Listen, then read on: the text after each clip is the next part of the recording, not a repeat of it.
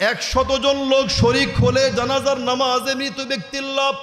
হাদিস গ্রন্থের নাম সহিহ মুসলিম, হাদিস নম্বর 947।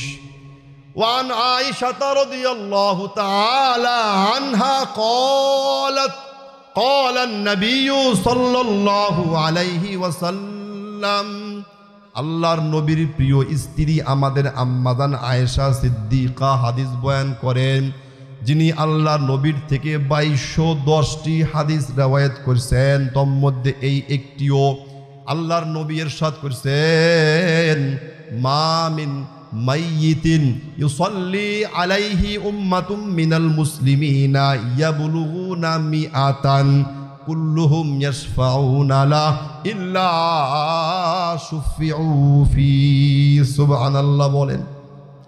আল্লাহর রাসূল সাল্লাল্লাহু আলাইহি ওয়াসাল্লাম বলছেন, যে জানাজার নামাজের মধ্যে 100 জন উম্মতে মুসলিমা মুসলমান থেকে 100 জন মুসল্লি শরীক হবে।